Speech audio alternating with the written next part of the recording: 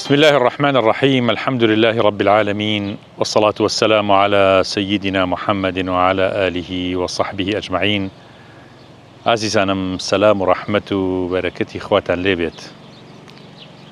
يما أمانويلا شيرين شاي أم جارة لكنالي آسماني بيام لخزمت إيوي عزيز وخوشويستا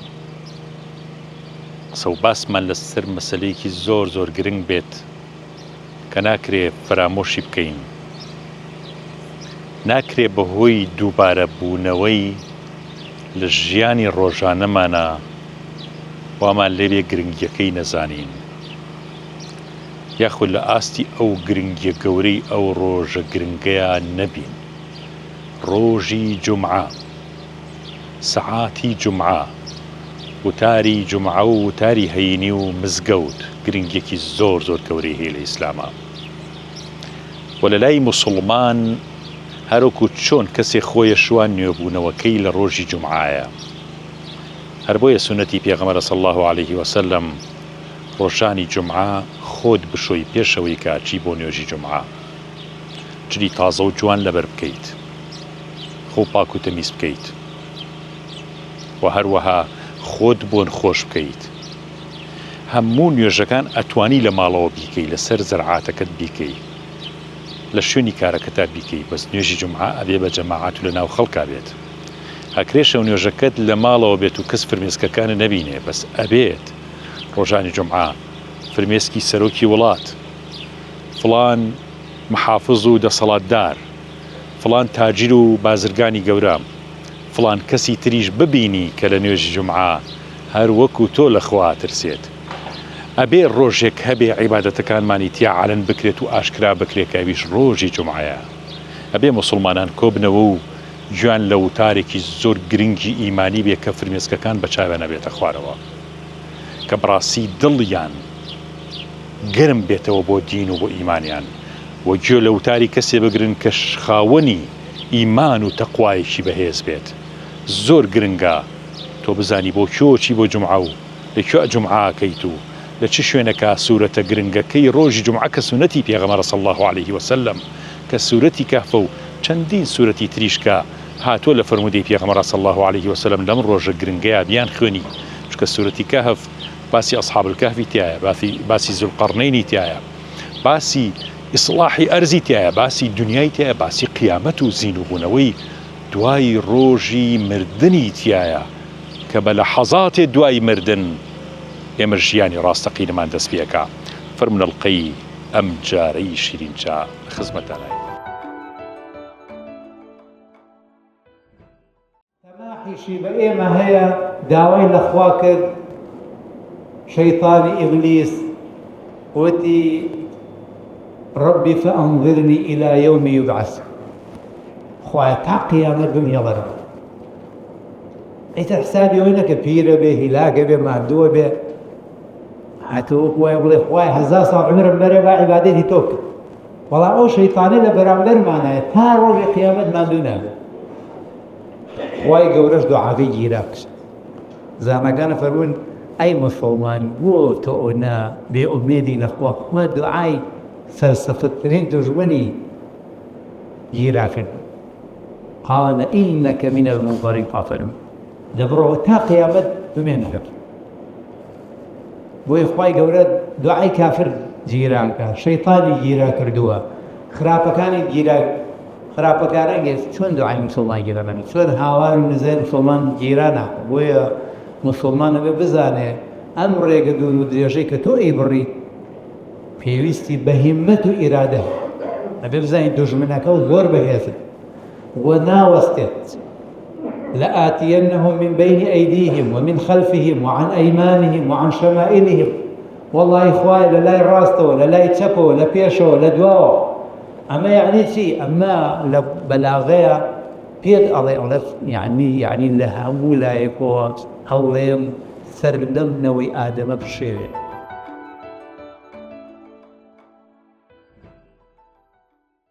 خۆشەویستانم، ئێمە لە خزمەت مامۆسای ئازیز و خۆشەویستمان جەنابی دکتۆر عەبدولهادیین و باسوخواست لەسەر جومعە و ولا الروجي جمعة شايما برنامجات وماركين لخدمتنا موسيقى خو بخير بن قال الرازي بما مصيّن أشحال منه قال رجال زناب كانوا أبرانو كتوماري كانوا هرش اليوم اللي يقولون ما بينهم قال رجال اللي كان بعد خو فقون موسيقى روجي جمعة جرنجي جمعة جوازي جمعة لك الروج كاني تلاتشيو. بسم الله الحمد لله والصلاة والسلام على سيدنا رسول الله وعلى آله وأصحابه من والاه. ديار جمعة خوي وخولا فرمودي في غمرة صلى الله عليه وسلم خير أيام الدنيا يعني تر ساكترين روجك أخوها اللي بجار دبيه وهرشنا ملة كاني تر أين كانت تر أم روجان ليتيك شوب ويدسكاري دينا كانوا بلان قاي قورا وأمتي في غمرة صلى الله عليه وسلم أم روجي ثابت كردوتو مسلمانان شونتو سر أصلا في حضرة إبراهيم أبويا يكيك بيغمر صلى الله عليه وسلم لسن فرموديك باسي كردوك خير يوم طلعت فيه الشمس يعني أو يك روجك لو روج مزوز وقرنقانيك أخوي قورا دياري كردو بويا عبادة دي قورشي تيادانا كنويجي جمعية والعبادة قشها تخفيفي كردوا وبانجي مو مسلمانان كردوا براسي لروج جمعية بود درك أم بانج أخوية شون أو خلقك كوكاد لكاتك أو خلق هرو خلقا لقرك كيان كسين يجي جماعات آمادين لكاتي جمعية أو مخلقك وبيتوا مخوش كان ببريان بمنعو ببير بقنت فبراستي هستكي يعني شون حج بانجوازك إخوائية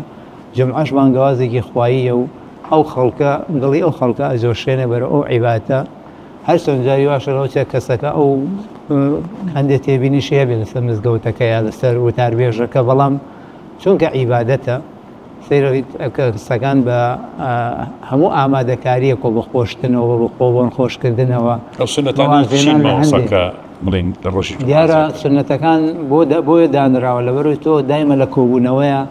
وباش مسلمانان هاوكاري يكتر بنتو بلك يكدي هم ماندين بو مزقود بوني ناخوش نكين مسرية قبلكو بعكس اگر نشتواني بوني خوش كي بس خلقا لاني كم بوني ناخوش ما كون جوان بوني خوشش أجركي زيادة وهروها إنساني مسلمان ريقا كان بقرية بربو أويكا أو ريقانا بقرية بربو أويكا بتوانيت جوانترين جل بركا وهروها أقجلي تايبتي هبيبو وقوكي غنصاص جلي تايبتي هبو جبو جمعان وعني دا جمعان جياواز بي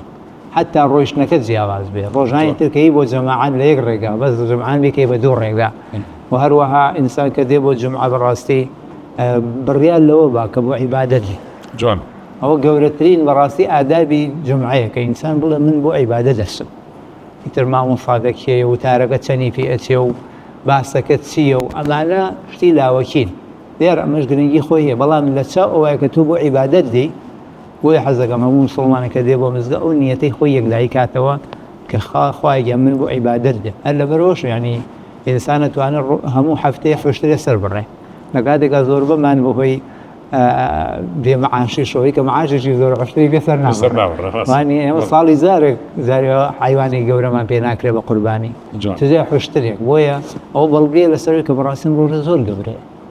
ولهمان كاتي شعوي كإنساني مسلمان بيغم صلى الله عليه وسلم فركسي زودي بو مزقوت ودز من جيهيو ليتا بيشوي من أفرمي وكوا يكفى للريك برجوع بيه اي تاز زوبي تمزقوت طبعا خيركي قولت له أهميتي تو درخابو أو كشن جمعة بقرن جزاني كشن مهمة أم عبادة يعني ما وصلت شيء فرق كي للنيوان أو أي صبرين لواني كسب ولا باش بوفشم بو جمعة خو تالا تلفزيون صدان وتاره ولا إنترنت هيو كيول اللي أقرب يعني اللي مزقوت هاي كيول وتارك أجري أهمية وبركتي أو ساعاتي جمعة كملائكة دعوزي شيء وي هموش تيك راست الخور وبروكي مهمة بله وقو هنا فيس تو فيس أو برامبريت هموش تيك قرن يخيل لوياحي يعني كسر بفضان دولار يا سيدي جامي جهانية تعسيو تكتب ريو موعد ورق ريو في ترشر مان بيجو خوي أمادكاو أما براستي أم زوهات بو مزقوتو أما كإنسان بيتنا ومزقوتوا أما قرن يخيل لوياحي خوي يقول بوي أوي دانا بوي حجي دانا هنا خطو لحج التلفزيون شو هرئي فيه بس أوانا قد بري عبادتك ناكي بولا برويتو مهم أو تشي تشوينك مهم يكلا بيها وجماعة مهم يكلا وإيه ما يفتر ببين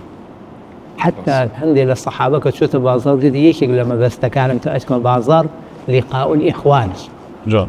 یعنی بینینی خوشکەکان بینینی براکان خوشکان برایانە بین ئەزانی کێ لە گەڕاکەکەتە یعنی یەکێک لە بەڵاکانی ئێستا کەسێک نازای کێ لە گەڕاکەکەیەکش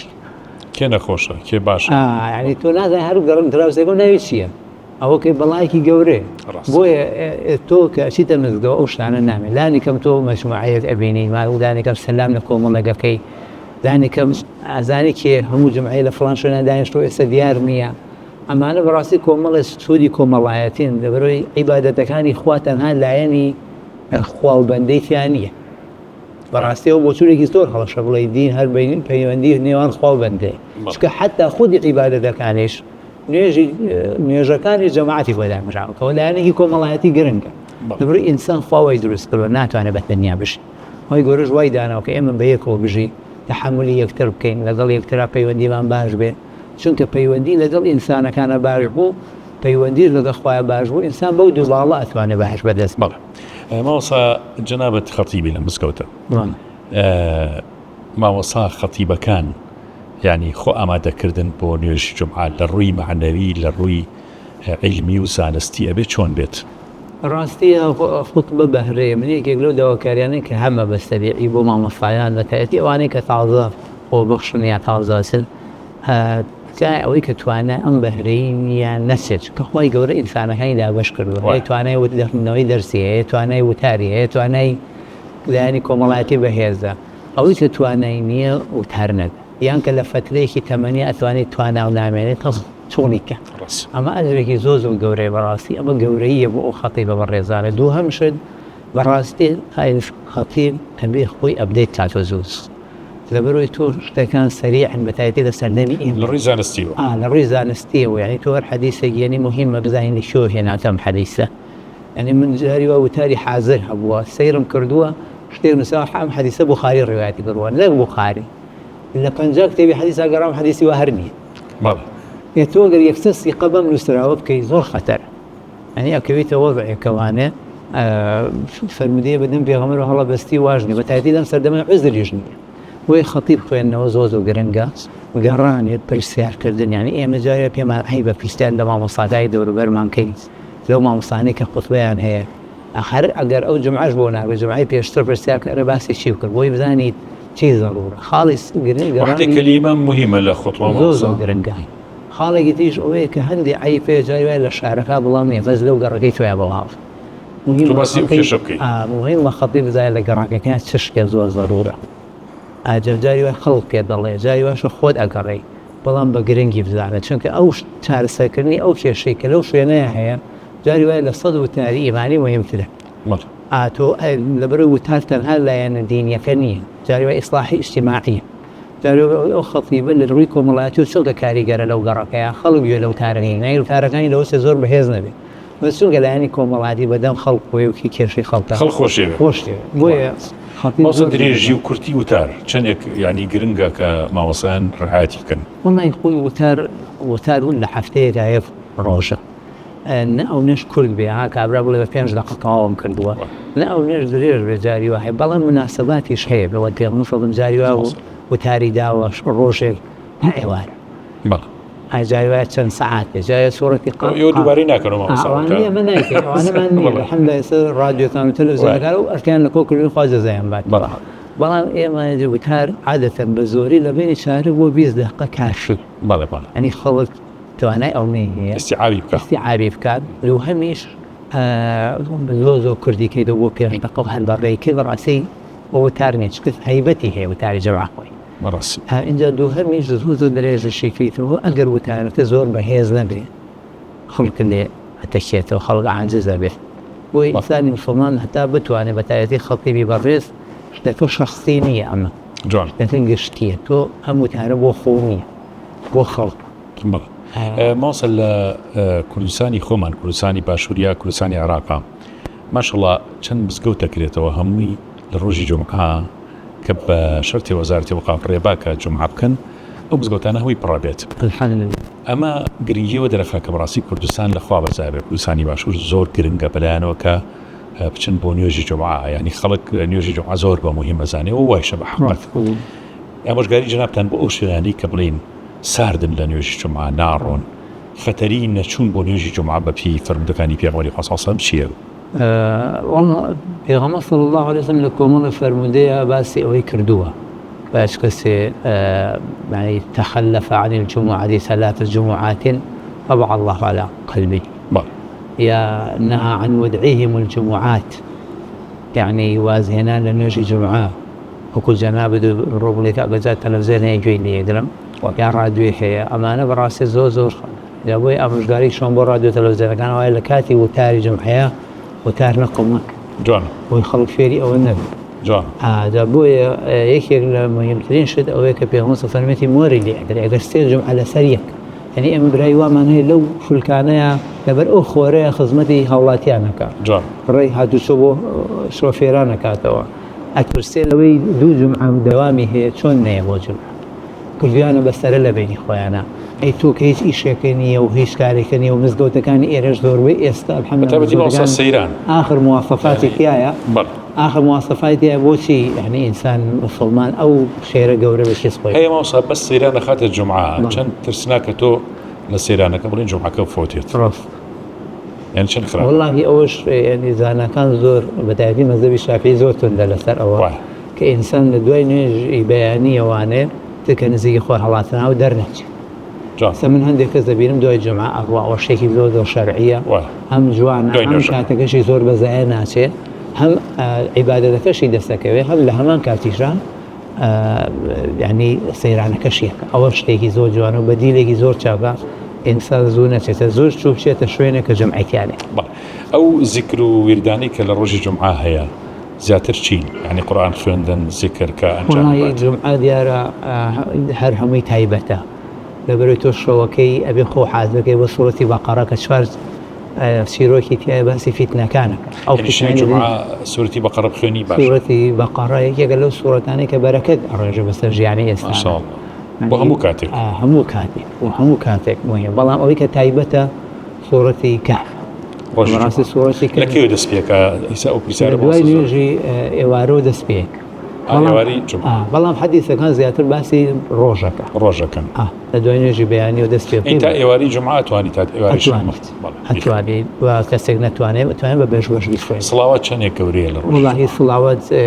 پیاوچاکان بە سەلەفی ساڵحەوە هیچی لە 1000 سڵاوات کەمتریان نەیە ماشاءالله 1000 يعني 1000 سڵاوات بەڵام تر بەپێی ئینسانەکانە گۆڕێنەوە چ ئینسانی 100 سڵاوات بات لە لای خۆی گەورە خێرەکەی زیاتر دەستێت بۆ چونکە مەجالەکەی ئەو نەیە بەڵام ئەوەی کە مەجالی هەبێ ڕاستی ئەو ڕۆژەی هەیە پێغەمبەر صلی الله علیه و سلم ڕۆژەکانی تریش ئێمە هەم سڵاوات دەین لەو ڕۆژەیە ئەگەر بیگەێنێتە 1000 ئەوە ئینشاءالله لەوانەیە کە لە قیامەتە لە صبر شفاعة بيغمبرك صلى الله عليه وسلم إن شاء الله كتب في حديث صحيح بالي موسيقى وتاركاني روجي جمعة زياتر يعني تايبت مندي واقعي أو روجي تيايا هر وتاربي يكرتمي هبي للروجي جمعة والله خوي وتار بولين زكي ما مستقان جواز كتواني ما مستقان جوازه وشينا كان جوازه بەڵام عادەتەن وتار ڕیتمێکی تایبەتی خۆی هەیە بە هەندێک ذکر دەست پێیەکە و هەندێک ئاەتی تایبەتی تێ جمعە هەر خۆی تایبەتە جمعە خۆی ئەو شتە تایبەتانەی کە بەڵام وتارەکە سێمە وتاری حازریشمان هەیە لە ئەوقاتەوە بەڵام هەندێک مامۆستا هەیە خۆی لێی زیاد کاشتی لێ سەمە کاشتی لێ زیاد ئەوە ئەسلوبێکی زۆر جوانە کە تۆ بتوانی بە پێی شوێنەکەی خۆ بە پێی پێویستی بە پێی توانای بیسەرەکانێ منطقی وای هەمووی مامۆستای زانکۆ یعنی تۆ ئەبێ وتارەکە جیاواز بێت لە شوێنێکە هەمووی خەڵکێکی سادەیە شوێنێک حەڵگا کێشەی کۆمەڵایەتیان هەیە کێشەی زەویزاریان هەیە جیاوازە لە شوێنێک کە کێشەی ئەو کێشانەیان نییە کە زیاتر بابەتی زانستی چەند گرنگە مڕاعاتی نوێژخوێنەکان بکرێت کە تەوەجوهاتی جیاوازی تایە فکری جیاوازی تایە تێگەشتی جیاوازی تایە یعنی ئەم مامۆستا چەند گرنگە کە ڕعایەتی عامی مسلمانان بکەن نەک خصوصیەتی هەبێت لەناو باسەکەیە خۆی خەتیب ڕاستیەکە ئەبێ خەتیبی هەموو خەڵک يعني ئەوەی کە دانیشتۆ لە بەردەمیە یەک سیفەتی هەیەویش مسلمانێکی نوێژخوێن و ئەهلی جومعەیە ئەبێت تەنها ئەو تەسەورەی هەبێت بۆ هەموو ئەهلی جەماعەت بۆی بتوانێت پەیامەکەی خۆی بگەێنێ ولا هێڵە گشتیەکانە بمێنێتەوە خەتیب باشە خەتیب مفتی نییە خەتیب قاضی نییە خەتیب صاحبي مظالم نية جوان حتى خطيب إشراكي أو تذكير بالآخرة، يعني إذا كان حتى أفنون خطيب حسبرني آمر بالمعروف والنهي عن المنكر إلا لباب تذكيرا تذكير موعظة أو كان يعني بو ساعة كان نقول كتوت شاي عند سوركيته وأنا مشكلة درس خطيب إشراكي راسيكي أو حتى الأوانيت الإسلام دا بشكلون شكل مكتب معنا كتاب وزان استكاد كذا أنا إشرانا هري فيه وي خطيب خوينا خات أو بعدوا ويبتواني زورترين كسود لا أيام كيف بين تعاون يجنكت يعني أو اشتجنك بولين شون علي مو يعني كارب نكاس شون علي روح عماي وخلقات ولا سو لا أستينا حقا بيدن جبلام أسلوبي عندني لا بدني حفو تسباندني حق أسلوب كان جواز كان أسلوب جوانا أو بكابين وزادلهم بالتي هي أحسن جوان ما صيجن قبل كوتايا اشتكت عن مالك بو باسی خطبه یا خود مسلمانان چون پیشوازی ل امروز مبارکی جمعه بکن یا چون اما وکو روتین سیری روزی جمعه نکین روزی زور گرنگ لای خوا و حتی صالح کان زور جر پیان خوش بکل روزی جمعه شوی جمعه وفات کن قرنو بلای خوا یعنی اموشگاری جنابتان بوی گرنگی زیادر بر روزی جمعه بین چیه؟ والله گرنگترین شده اهلی مسلمانان بتایبتی ام پیام بو مسلمانان يعني كدو دي بون يجي جمعه بنية عبادته صح سنك أم عبادته تايبة وراسي خوي قبل أمر جيب تايبة زعنا كي غمص مفرميتي خوي قبل ناي سورة القرآن جمعه بتايبة بانك يا أيها الذين آمنوا إذا نودي للصلاة من يوم الجمعة فاسعوا ناس فرمي ورد فاسعوا إلى ذكر الله وذروا البيع البيع كخوش ليش تو بارو لي فيها البيع مو بزنس كان قريته جون تيجي جاتو أقل بزنس بالسوشيال ميديا وهذه وزيات بيشترك تواجد بيني يا ريكي نيو دولتي أبي إنسان مسلم براسي لم كاتيا عبادتك اللي بيشها مشتهى وبين وبو خطيب برزة كان يجويك مراعاتي خلق كنوس شاغلي لي حالي خلق كنو وهروها أو شتيك يعني خوان ما ندوفك هم بو خوان باشترى كان إذا استخوان بهذا هم بو خلقيش يعني هسكا كإسفادة كان الروي علمي وكديبو مزق بس أخرج ما وصيك زي زمان بيشتغلوا فايقروا موفق مانك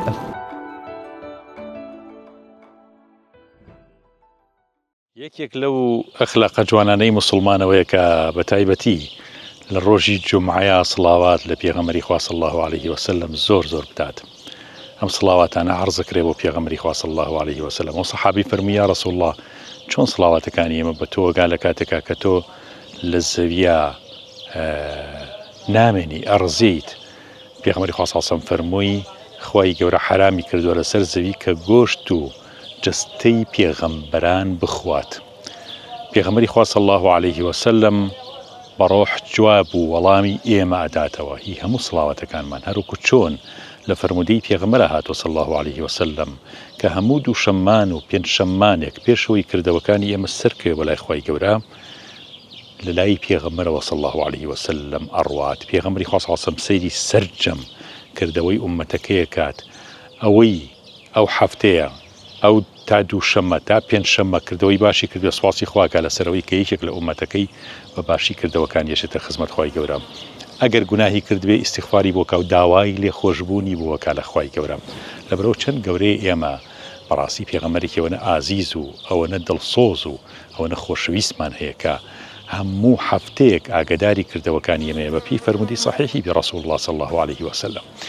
عزیزانم وتار زور گرنگ لروجی جمعیاتنا لکردستانی خومانا تا سالکانی سرتاکانی 1950 وتار بعربی بولا همو کردستانا يعني كاتك يك خطيبك ما مصايل لاديك على شارع وتاريخ خنته خلق تيرجشتوا حتى اكو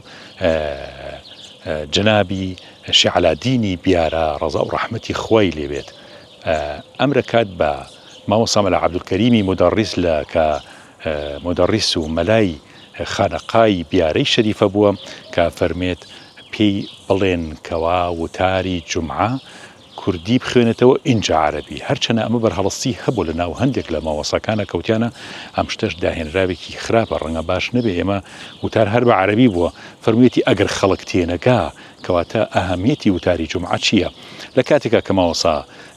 شيخ جميلی مفتیش لە شاری هەڵەبجە یەکەم کەس بووە دوای ماوەسەم لە عەبدولکەریمی بیارە کەوا وتاری بە کوردی خوێندوێتەوە. طبعاً پێشەوە فەرمێ کە وتاری خوێندەوە کە کەلیمەی جەهەنم ئەهات لە وتارەکەیە هەموو خەڵکی دەستی کرد بە گریانەوە متەئەسیر بوون بە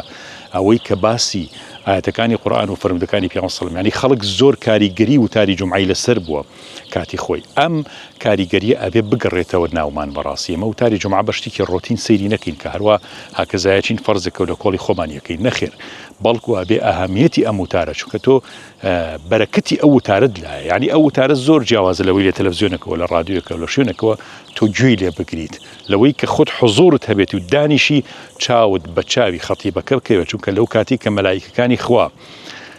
ئەچنە مزگەوتەکان ناوی ئەو کەسانە ئەنووسن کەوا زوویەن بۆ جومعە تەسەوڕەکەن سەحابەی پێغەمبەری وا بووە صلی الله عليه وسلم کە ئەم سەحابەیە